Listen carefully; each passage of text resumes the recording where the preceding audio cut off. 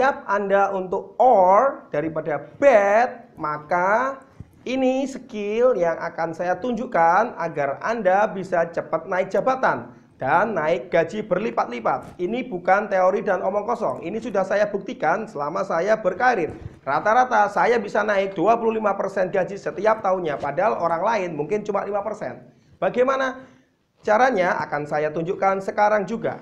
Nomor 1. Yang pertama, Anda harus melihat kantor sebagai lahan peperangan. Kesalahan utama orang-orang adalah melihat kantor sebagai tempat mencari teman. No. Kantor bukan cara mencari teman. Mencari teman itu bisa Anda di lapangan tenis, Anda di klub hobi, ya. Tidak ada teman di kantor, adanya adalah pesaing. Paham? Jadi sekarang Anda harus bilang bahwa saya ke kantor untuk berperang, bukan untuk berteman.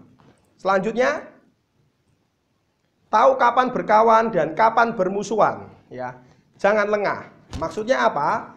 Karena kantor itu adalah lahan peperangan, maka Anda harus selalu waspada. Siapa yang perlu Anda jadikan teman dan siapa yang perlu Anda jadikan bukan teman. Ingat, meskipun dijadikan teman bukan berarti dia teman betulan, karena dia adalah musuh Anda. Tetap waspada, hati-hati selalu. Karena siapapun di kantor Anda bisa menikung Anda dari belakang. Siapapun dia bisa melakukan bad campaign kepada Anda. Dan sekarang ingat, jarang ada orang baik di kantor. Ya, jabatan cuma satu yang memperebutkan 100 orang. Dan Anda ketika kalah, apa yang Anda rasakan? Anda apa? Anda marah bukan? Anda kecewa bukan? Anda stres bukan? Anda tidak niat kerja bukan? Nah, biarlah orang lain yang merasakan itu. Anda harus menjadi pemenangnya. Next. Minta posisi yang paling sulit. Caranya juga ini. Nomor 3. Minta posisi yang paling sulit, paling stres, paling menantang, dan paling orang tidak suka.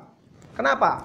Banyak orang pengen maju, tapi pengen santai-santai. Banyak orang pengen maju, tapi nggak pakai kerja.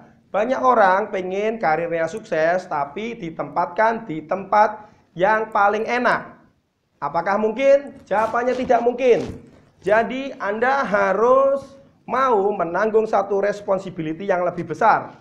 Ya, Anda harus terlihat di bos Anda. Caranya apa? Anda pergi ke bos Anda minta, Pak, saya mau tugas yang orang lain nggak mungkin lakukan. Orang lain nggak suka lakukan, dan kalau bisa paling jauh. Dengan gaji mungkin paling kecil. Kenapa begitu? Karena dengan begitu Anda akan terlihat hebat. Benar bukan? Benar, 100% pasti benar. Misalkan adalah ketika Anda misalkan ditempatkan di satu divisi sumber daya manusia, Anda minta ditugaskan di divisi sumber daya manusia di fungsi yang paling susah. Misalkan apa? Industrial relation, ya. Misalkan apa? Performance management, ya. Jangan di tempat-tempat yang paling gampang, misalkan training. Nah, itu sudah paling gampang, ya. Ya, bukan berarti saya menomorduakan orang training, tapi biasanya di beberapa perusahaan orang training itu dianggap kurang memberikan kontribusi terhadap perusahaan. Maka Anda kalau sekarang di posisi training, Anda sekarang harus minta posisi yang lebih menantang lagi. Kalau Anda orang pemasaran, Anda harus minta ya target yang lebih banyak. Misalkan bos Anda bilang, tahun ini target kamu 2 miliar. Ya opo? Pak, kalau saya naikin 3 miliar saja, 2 miliar terlalu kecil buat saya. Nah, seperti itu. Ya. Ya, mana Pak wilayah yang paling Bapak tidak bisa ngasilin omset? Mana? Jawa Barat? Irian? Mana? Saya siap ditugaskan. Itu sudah menjadi poin buat Anda. Kemudian yang keempat adalah bahas target pencapaian kerja dan rewardnya jika Anda berhasil di tugas yang menantang itu.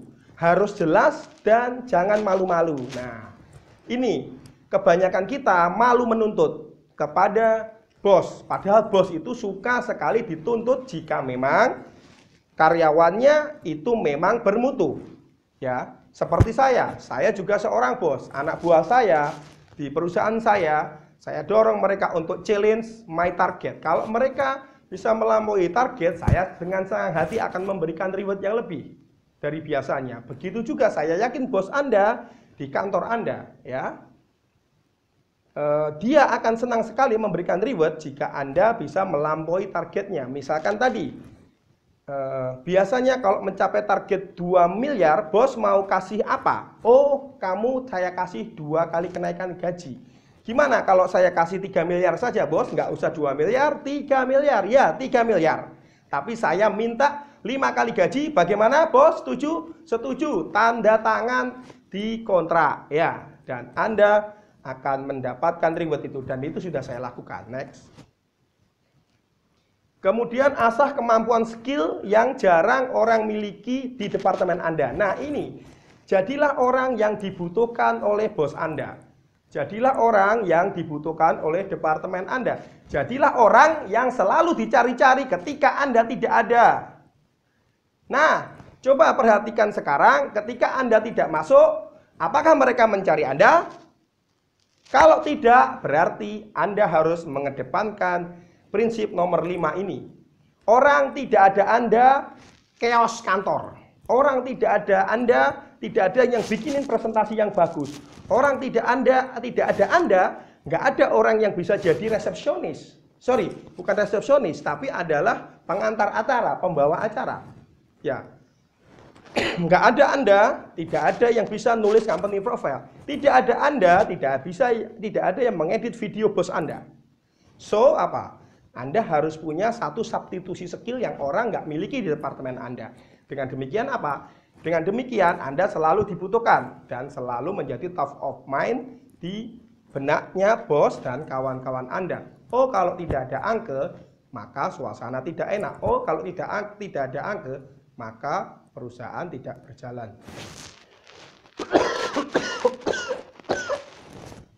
Next. Berikutnya adalah bangun keunikan visual Anda. Tampilan Anda harus unik, ya. Ingat bahwa prinsip orang dikenal karena keunikannya, bukan karena ketampanannya. Kalau Anda tidak menjadi orang yang paling tampan di kantor, jadilah orang yang paling unik di kantor. Misalkan seperti apa? Misalkan seperti saya memakai sunglasses warna putih dengan tampilan seperti ini supaya Anda semua apa? Supaya Anda semua nanti ketemu saya pasti ingat dengan Pak Angke, bukan? Nah, Anda juga harus mempunyai seperti itu. Ya, Anda harus mempunyai tampilan yang baik ya. Anda harus menggunakan parfum yang berbeda dibandingkan teman-teman sekantor Anda sehingga jika ada bau tertentu itu menunjukkan diri Anda eksis. Ya, seperti itu. Next. Yang ketujuh adalah pilih teman makan siangmu. Nah, ini sangat penting juga. Makan siang itu adalah lahan untuk networking. Jadi, jangan makan siang dengan orang-orang yang tidak potensial. Ingat, rencanakan makan siangmu, maka kesuksesan juga akan mengikutimu. Makan siang tidak harus dengan teman satu fungsi saja. Tapi makan sianglah dengan orang-orang yang berpotensi merekomendasikan Anda, menilai Anda dalam posisi tertentu. Misalkan, Anda sudah tahu Anda mau jadi marketing manager. Marketing manager di perusahaan Anda menggunakan sistem penilaian 360 derajat. Artinya apa? Artinya Anda harus disukai oleh bawahan Anda. Anda harus disukai oleh teman kerja satu level Anda. Anda harus disukai oleh apa? Oleh atasan langsung Anda. Dan keempat, Anda harus disukai oleh atasan tidak langsung Anda. Maka dalam sehari-hari, dalam 1 tahun, rencanakan kapan Anda makan siang dengan bawahan Anda. Kapan Anda makan siang dengan bos Anda. Langsung, kapan Anda makan siang dengan rekan sejawat Anda? Kapan Anda makan siang dengan bos yang tidak langsung Anda? Temukan momen-momen itu. Ya, temukan. Tapi juga hati-hati, semua dilakukan secara natural ya, sehingga mereka tidak akan tahu intensi Anda. Selanjutnya, 8. Jangan pernah membicarakan keburukan bos atau perusahaan pada saat Anda bekerja dan dimanapun Anda bekerja. Ingat, banyak orang yang sudah menjadi korban dari dinding yang berbisik ya. Jadi kalau Anda lihat ada film berbisik, nah pasir berbisik, ada film pasir berbisik, di kantor itu ada dinding berbisik. Artinya apa? Anda sering menemukan apa yang Anda keluhkan tiba-tiba didengar oleh bos atau teman Anda, padahal Anda tidak pernah ngomong. Itu karena apa? Karena ketika Anda curhat, orang yang Anda curhati itu membicarakan ke orang lain dan kemudian ke bos Anda. Akibatnya apa? Personal repot Anda menjadi jelek ya. Rapot diri Anda menjadi jelek. Jangan pernah menjadi seorang gosiper di perusahaan Anda ataupun di tempat kerja Anda dan bos Anda. Jangan pernah menggosipkan mereka, apalagi jelek-jelekin mereka sepanjang Anda masih di kantor itu. Ingat, Anda harus mempunyai likability yang tinggi. Artinya apa? Anda juga harus disukai oleh bos Anda. Jangan sampai menjadi orang yang dibenci bos Anda karena Anda suka ngomongin di belakang dia. Meskipun Anda pintar, Anda akan mendapatkan dendam personal dari bos Anda. Dan itulah yang menjadikan Anda, kenapa salah satunya Anda sekarang mungkin dikotak-kotakkan. Anda ditaruh di fungsi yang tidak strategis. Selanjutnya, identifikasi siapa pengambil keputusan naik turunnya jabatan, berkawanlah sedekat-dekatnya. Iya betul, seperti yang saya bilang tadi.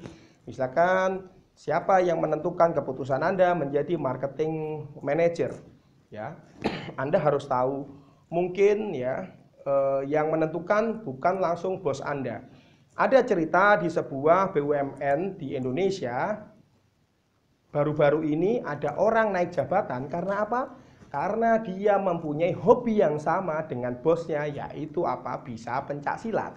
Dan sama-sama dia berada di organisasi pencak silat yang sama. Ya, tentunya dia juga memiliki skill yang bagus ya. Antara kandidat A dengan kandidat B sama-sama skillnya bagus. Akhirnya bosnya memilih mana? Yang lagi-lagi memilih yang likability-nya tinggi. Artinya apa? Oh, orang ini bagus dan hobinya sama dengan saya, yaitu pencak silat. Akhirnya saya ambil dia sebagai manajer, kan begitu. Bos dimanapun harus memastikan bahwa anak buahnya yang dia rekrut itu adalah yang sevisi dengan dia, yang semisi dengan dia, sekarakter dengan dia, dan memahami dia. Minimal dengan sesama orang pecinta pencak silat ya, komunikasi akan lebih cair, yang berteman akan lebih bagus. Nah, seperti itu. Artinya apa? Kesukaan itu penting. Selanjutnya, yang nomor 10, pelajari karakter tiap individu dan sesuaikan gaya komunikasi kamu. Ya, semua orang punya tipikal gaya komunikasi yang berbeda. Ya, dan itu harus kita sesuaikan. Apakah dia tipenya adalah asertif, apakah dia tipenya suportif, dan lain-lain. Next. Nah, ini saya ambilkan dari Gellert Manning ya, di buku Selling Today ya. Di situ disebutkan bahwa ada 4 karakter di dalam perusahaan. Yang pertama adalah karakter suportif ya. Dia mempunyai ciri dia orang yang sangat sosial dan dominasinya kurang ya. Dia lebih menyukai orang suportif lebih menyukai pertemanan, lebih menyukai kemanusiaan ya. Dia tidak mau terlalu dominan. Kemudian tipikal yang berkebalikan dengan suportif itu adalah direktor ya. Dia sukanya mengarahkan, dia mempunyai high dominance, dia maunya segala sesuatu dominan, dan dia tidak terlalu berpengaruh dengan sesuatu yang sifatnya sosial atau pertemanan. Di antara itu ada emotif dan ada reflektif ya. Kita bahas